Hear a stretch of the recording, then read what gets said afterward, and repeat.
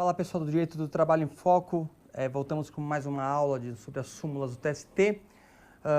Em primeiro lugar, vou fazer uma errata aqui sobre uma súmula que foi falada, a súmula 241.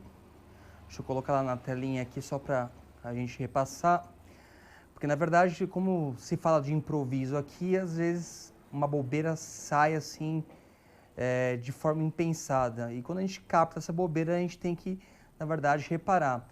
Na verdade, é a súmula 241, que fala salário, utilidade e alimentação, que fala que o vale para refeição fornecido por força do contrato de trabalho tem caráter salarial, integrando a remuneração do empregado para todos os efeitos legais.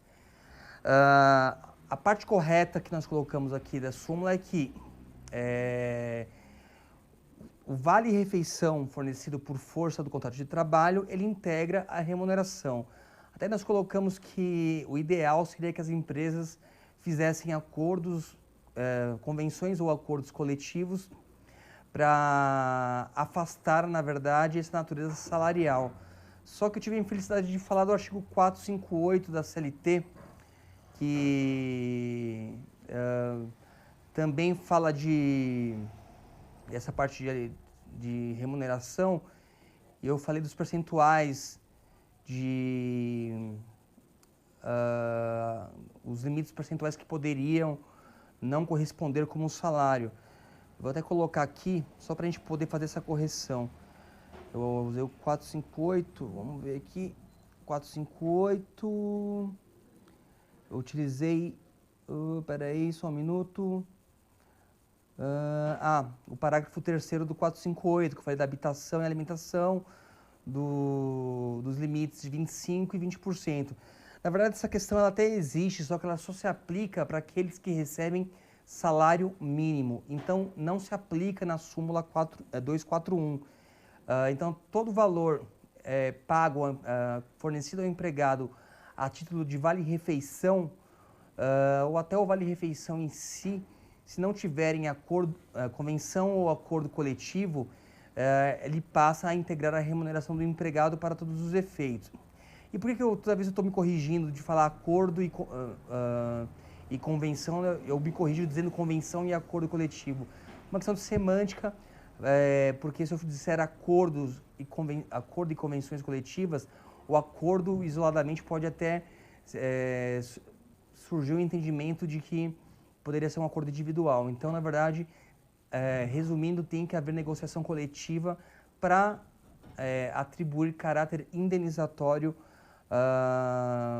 ao vale-refeição. Bacana?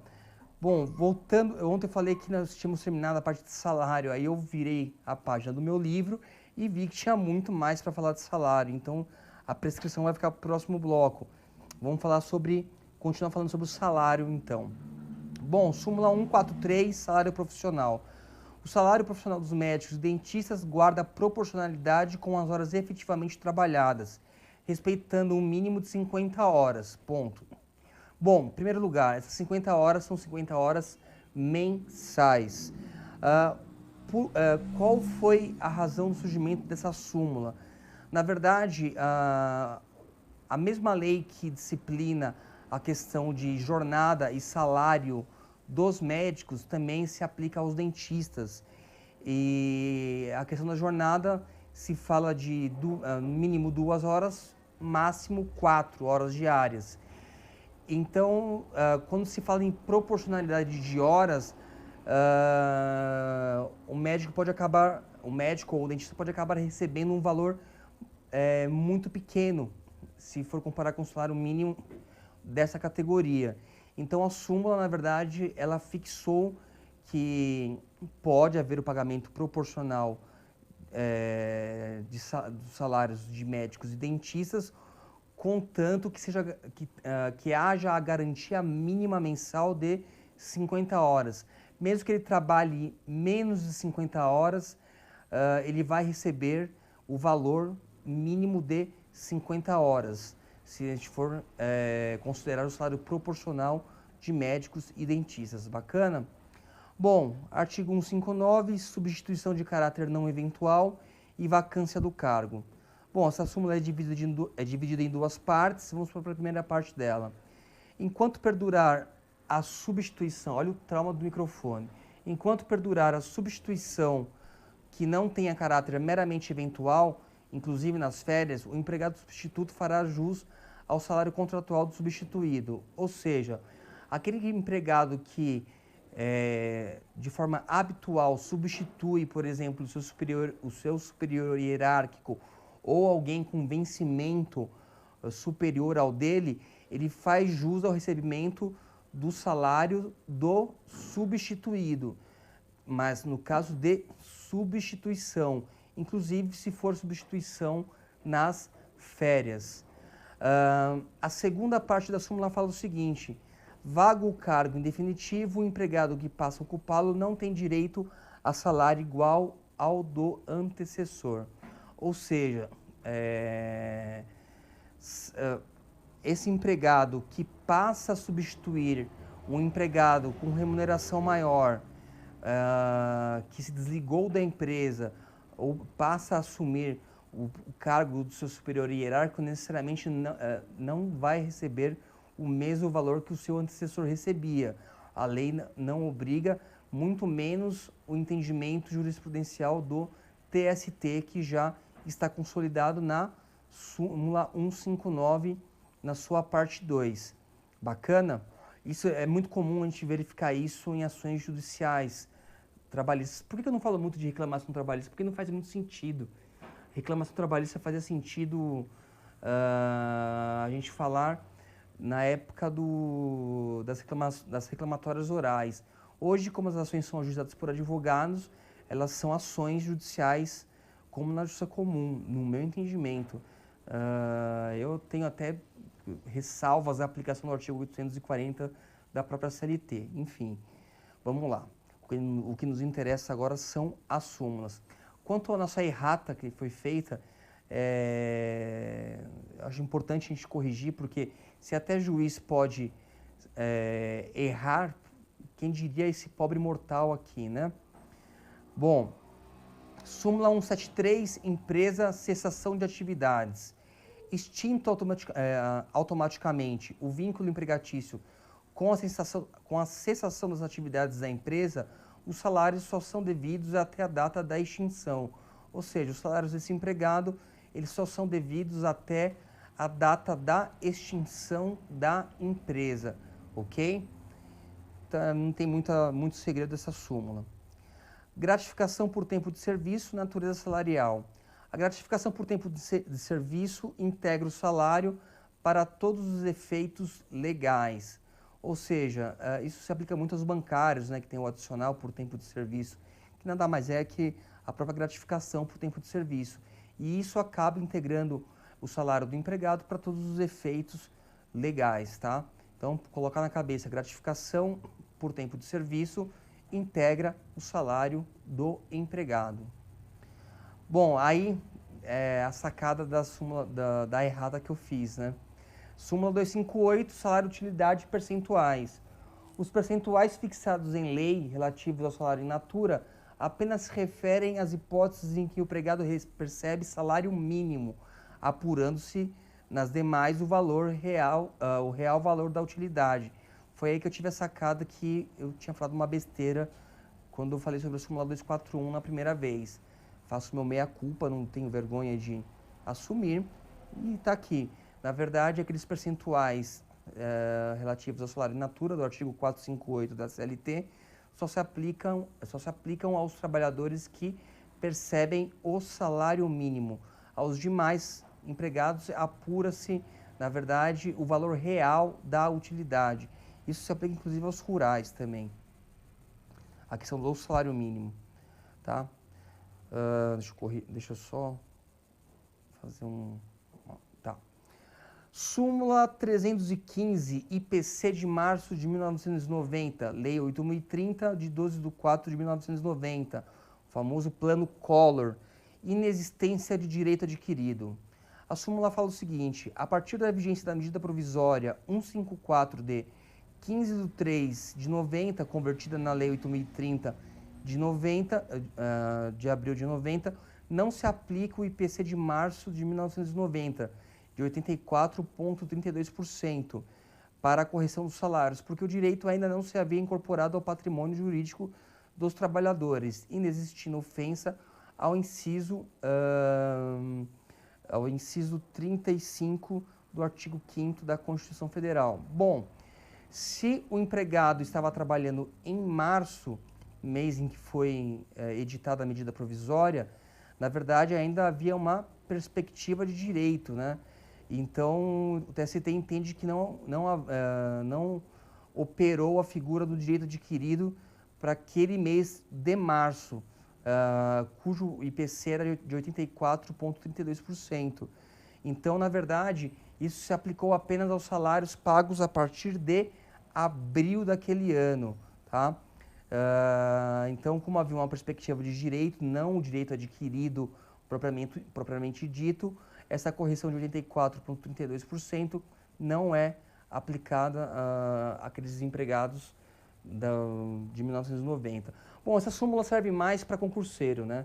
Porque hoje, na prática, ela nos revela mais utilizável, né? Assim como a súmula que a gente vai ver a seguir. Mas, como eu já falei, examinador não é coisa de Deus, ele pode muito bem na sua prova enfiar uma questão onde se aplica tanto essa súmula quanto as duas súmulas seguintes, ok? Bom, súmula 319, reajustes salariais, gatilhos, aplicação aos servidores públicos contratados sobre a égide da legislação trabalhista. Bom, aplicam-se aos servidores públicos contratados sob o regime da CLT, que aí, na verdade, o correto seria chamar de empregados públicos, os reajustes decorrentes da correção automática dos salários pelo mecanismo denominado gatilho, de que tratam os decretos-leis número 2284 de 86 e 2302 de 86. Bom, decretos-leis anteriores à Constituição Federal, portanto, essa figura do decreto-lei não existe mais.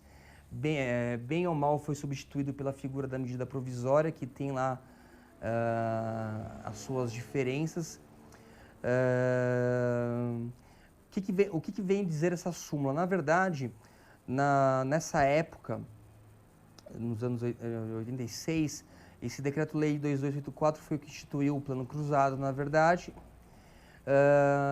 E o 2302 também é relativo ao Plano Cruzado e a esses gatilhos. O que dizia, na verdade, esses decretos-leis?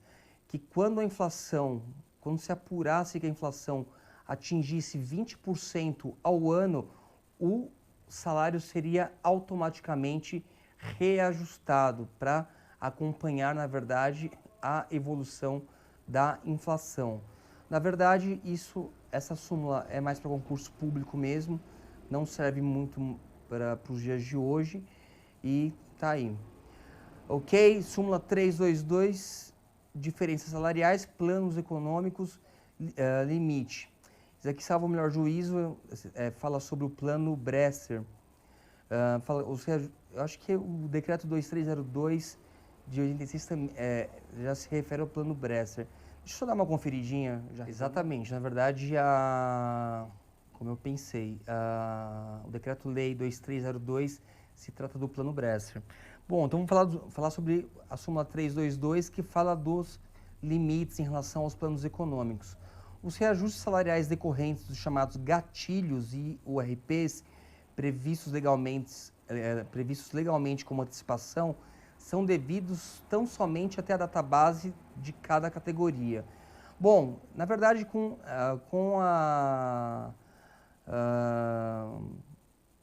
o nascimento dos gatilhos, o que acontecia? Quando se projetava a inflação, quando havia-se a projeção da inflação para 20% ao ano, havia o reajuste dos salários. Porém, esse reajuste ele só tinha eficácia até a chegada da database da categoria, que é o conhecido dissídio, né? Esse era o limite, tá? Após a database, havia-se a negociação coletiva e fixava-se novos reajustes. Voltando só um pouquinho, a súmula 319, não lembro agora se eu falei ela, não, eu li, na verdade, eu li ela, e li ela é ótimo, eu a li. Na verdade, a súmula 319, o que ela tem a dizer? Na verdade, ela fala que o gatilho instituído pelos decretos-leis que eu li para vocês, eles também se aplicariam aos servidores públicos. Não havia menção, na verdade, nos decretos,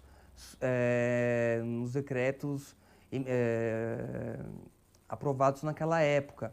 Porém, o entendimento do TST foi que, se aplica-se aos empregados em geral e se não fazia menção à exclusão dos empregados públicos regidos pela CLT, então esses também deveriam ser o quê? Beneficiados pelo gatilho. Então, só voltando, a súmula 319, ela inclui os empregados públicos ou servidores públicos, como está na súmula, nos benefícios instituídos pelo gatilho. E a súmula 322, ela apenas fala sobre um limite de vigência dos reajustes oriundos desse gatilho que teriam caráter de antecipação e teriam eficácia até, na verdade, a database, eles eram devidos até a database de cada categoria, ok? Bom, súmula 342, descontos salariais, artigo 462 da CLT. Descontos salariais efetuados pelo empregador com autorização prévia e por escrito do empregado para ser integrado em planos de assistência odontológica, médico hospitalar, seguro, previdência privada ou de entidade cooperativa, cultural ou recreativa associativa de seus trabalhadores, em seu benefício e de seus dependentes, não afrontam o disposto no artigo 462 da CLT, salvo se ficar demonstrada a existência de coação ou de outro defeito que vicie o ato jurídico. Essa é a súmula 342. Então ela fala o seguinte, que se a gente analisar bem, é a leitura do artigo 462, que fala da autorização dos descontos pelo empregado. Então, convênio médico, odontológico, previdência privada, descontos para entidades de cooperativa, enfim, sendo autorizados pelo trabalhador por escrito, eles não afrontam o artigo 462, tá, que veda o desconto do empregado, salvo sua autorização ou em decorrência de dolo do mesmo, né? Geralmente ela já vem, essa autorização já vem explícita, na verdade, no próprio contrato de trabalho assinado pelo trabalhador. Bacana? Súmula 347, horas extras habituais, apuração média física. O cálculo do valor das horas extras habituais para efeito de reflexos em verbas trabalhistas observará o número de horas efetivamente prestadas e a ele aplica-se o valor do salário hora da época do pagamento daquelas verbas. Ou seja, na verdade aqui essa súmula ela demonstra como se forma a base de cálculo das horas extras e para aplicação dos adicionais. Na verdade vai pegar o salário do empregado, vai encontrar o valor do salário hora e vai se aplicar o adicional de horas extras, aí você vai encontrar o valor dessa hora extra com o seu adicional. Bacana, lembrando, como eu já falei, que hora extra, na verdade, é aquela que extrapola o limite legal. O adicional, na verdade, é um complemento dessas horas extras para compensar o empregado da ausência do seu descanso. Ok? Súmula 358, radiologista, salário profissional. O salário profissional dos técnicos em radiologia é igual a 2 salários mínimos e não a 4. Tá? Essa era uma discussão que havia na jurisprudência e o TST pacificou dizendo que o salário profissional dos técnicos em radiologia é igual a 2 salários mínimos e não a 4, como se discutia anteriormente. Bom, súmula 367, utilidades in natura, habitação, energia elétrica, veículo, cigarro, não integração ao salário. A súmula é dividida em 2 partes também, sendo que a primeira fala que a habitação, a energia elétrica e veículo fornecido pelo empregador ao empregado, quando indispensáveis para a realização do trabalho, não tem natureza salarial, ainda que no caso do veículo seja ele utilizado pelo empregado também em atividades particulares. Essa era a maior discussão que ocorria na Justiça do Trabalho, se a utilização do veículo para fins particulares configuraria ou não salário in natura. O TST pacificou a matéria na súmula 367, dizendo que não. Tá? A segunda parte da súmula fala que o cigarro não se considera salário de utilidade em face de sua nocividade à saúde. Até aí não carece de maiores explicações, né? Bom, vamos lá. Súmula 375. Reajustes salariais previstos em norma coletiva, prevalência da legislação de política salarial. Os reajustes salariais previstos em norma coletiva de trabalho não prevalecem frente à legislação superveniente de política salarial. Ou seja, chegando-se à negociação coletiva,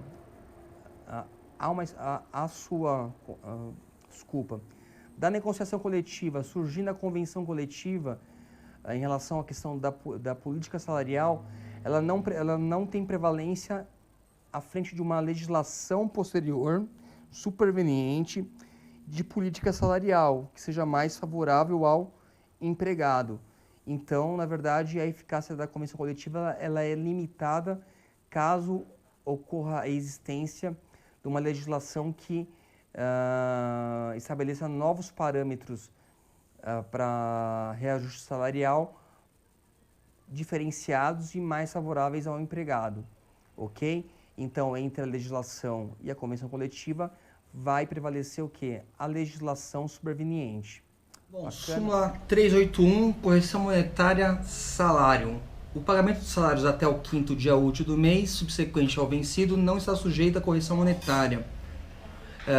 Se essa data limite for ultrapassada, se dirá o índice de correção monetária do mês subsequente ao da prestação dos serviços a partir do dia 1º. Ou seja, o empregado, o lapso temporal que enseja o direito ao pagamento de salários são os 30 dias trabalhados, que é o máximo que a lei autoriza. Mesmo assim, o empregador ele tem até o 5º dia útil do mês subsequente para fazer o pagamento. Não fazendo o pagamento, o que vai acontecer? O empregado ele vai receber o quê? Vai acabar incidindo o quê? Correção monetária sobre esse atraso a partir do mês subsequente dos 30 dias trabalhados a partir do dia 1º, ok? Então vamos lá. Súmula 254, voltando à outra súmula, a 381, na verdade isso foi tema de muita controvérsia na Justiça do Trabalho, tempos atrás, até o TST consolidar o entendimento através dos seus julgados. Súmula 254, salário família, termo inicial da obrigação. O termo inicial do direito ao salário família coincide com a prova da filiação. Se feita em juízo, corresponde à data do ajuizamento do pedido, salvo se comprovado que anteriormente o empregador se recusar a receber a respectiva certidão.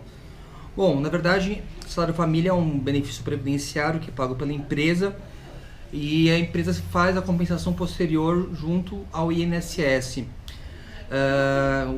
A súmula, na verdade, ela vem dizer o seguinte, que o direito do empregado a receber o salário família, o início desse direito se dá com a comprovação da filiação.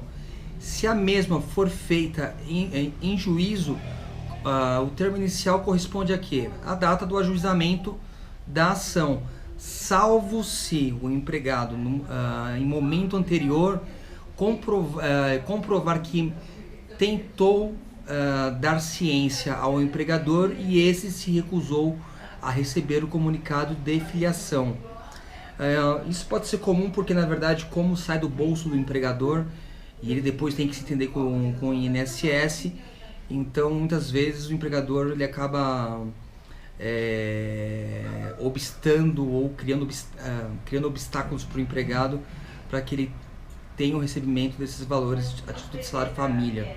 Bacana? Súmula 396, estabilidade provisória, pedido de reintegração, concessão do salário relativo ao período de estabilidade já exaurido, inexistência de julgamento extra-petita. Bom, nossa última súmula sobre salário, a primeira parte dela fala o seguinte, que exaurido o período de estabilidade são devidos ao empregado apenas os salários do período compreendido entre a data da despedida e o final do período de estabilidade, não lhe sendo assegurada a reintegração no emprego. Bom, a súmula quer dizer o seguinte, que mesmo após exaurido o período de estabilidade que o empregado teria, ele pode ajuizar a ação na Justiça do Trabalho. Ajuizando a ação após o período de estabilidade, a ele só é devido o quê? Na verdade, o pagamento da estabilidade em pecúnia, devido à indenização dessa estabilidade, não mais a reintegração. Então não tem muito segredo essa súmula. A parte 2 fala que não há nulidade por julgamento extra-petita da decisão que define salário quando o pedido for de reintegração, dados os termos do artigo 496 da CLT. Bom, na verdade, se o juízo entender que for mais adequado o pagamento em dinheiro da estabilidade ao invés da reintegração, pode o juízo escolher pela indenização. Isso, como a súmula se refere aos termos do artigo 496 da CLT, que fala mais ou menos, que fala exatamente isso. Artigo 496, quando a reintegração do empregado estável for desaconselhável, dado o grau de incompatibilidade resultante do dissídio, especialmente quando for o empregado pessoa física, o Tribunal do Trabalho poderá converter aquela obrigação em indenização devida nos termos do artigo seguinte. Bom, a própria lei já prevê essa situação e os juízes aplicam tal premissa em sua maioria. Bacana? Vou encerrando essa aula por aqui. Agora sim, na próxima aula iremos falar sobre prescrição. Aguardo vocês. Grande abraço.